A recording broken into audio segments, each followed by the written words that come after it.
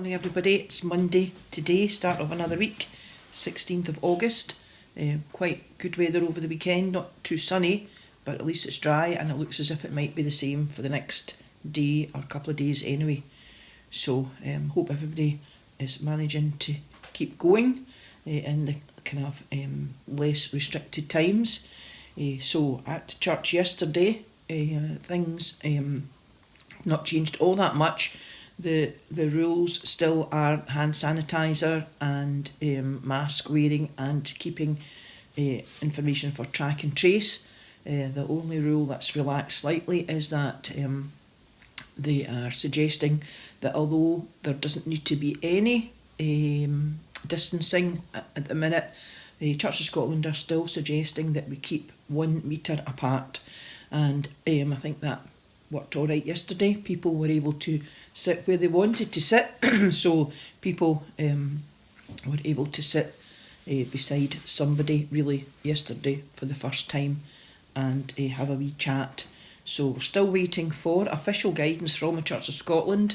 They did say it would be there by the end of last week or the beginning of this week. Still nothing as yet coming along, but I think that is because they are still in negotiation with the Scottish Government about mask wearing. So we still need to keep our masks on in the church and also when singing.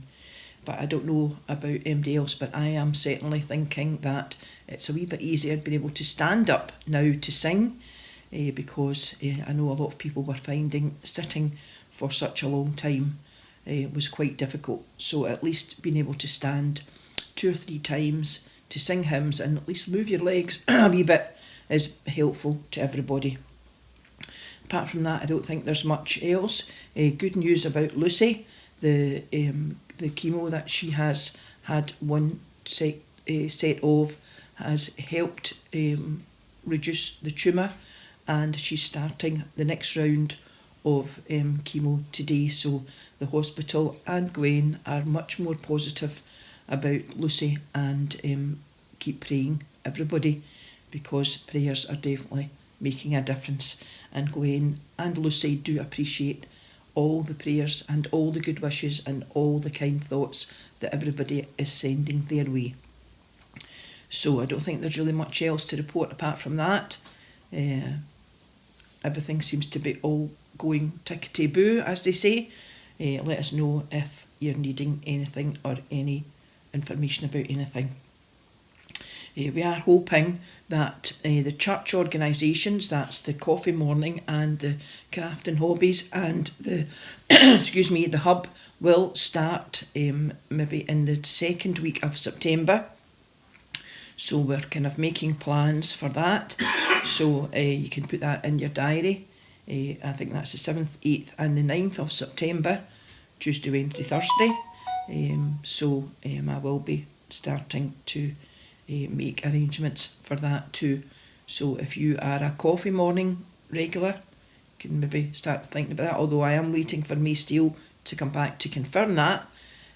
Craft and Hobbies definitely look as if they're going ahead on the 8th of September, and the Hub are planning on starting on the 9th of September, and then it would be every fortnight after that.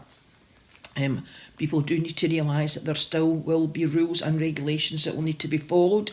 It won't be back to completely normality at the minute. We are still having to do the sanitising and the mask wearing and the track and trace for these events as well. But at least that will get people back to meeting up with friends again, which will be helpful for everybody. So keep those dates in mind. It's a wee while yet. It's 17th of August tomorrow, 24th, 31st. So it must be about 3 weeks, I think, then. But it probably will take me 3 weeks to do the risk assessments. So that's good. So we've been reading about Daniel, and we're still reading about Daniel. We're on Daniel chapter 6, and it's entitled Daniel in the Pit of Lions. And I'm going to read half of that chapter today and the other half tomorrow, so it's not so long. So we'll start today with Daniel chapter 6, Daniel in the Pit of Lions, and I'm going to read down to the end of verse 13.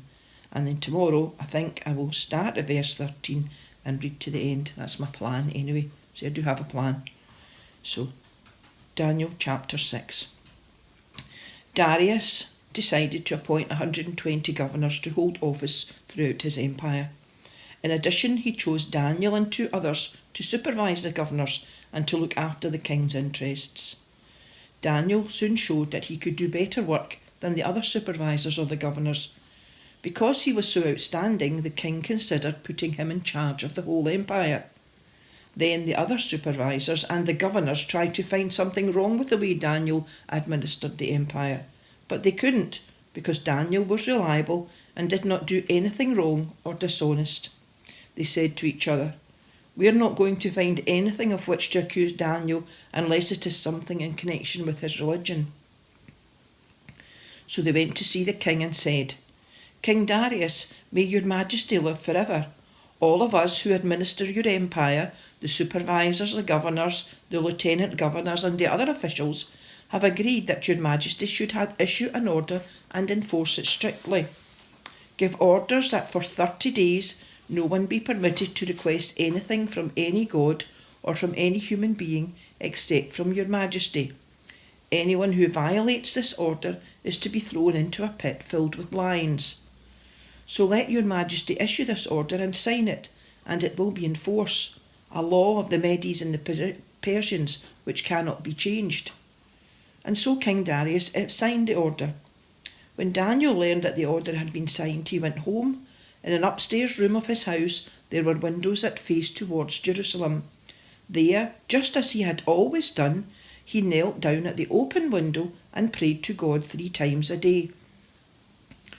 When Daniel's enemies observed him praying to God, all of them went together to the king to accuse Daniel. They said, "Your Majesty, you signed an order that for the next 30 days anyone who requested anything from any god or from any human being except you would be thrown into a pit filled with lions." The king replied, "Yes, that is a strict order, a law of the Medes and the Persians which cannot be changed."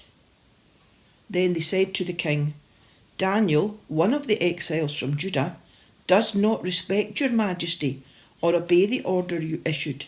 He prays regularly 3 times a day."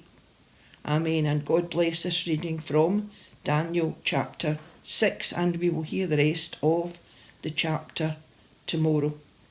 So, take care everybody. Start of a new week. It's dulling down a wee bit just now. We will see you tomorrow, and I hope everybody is doing fine. Bye.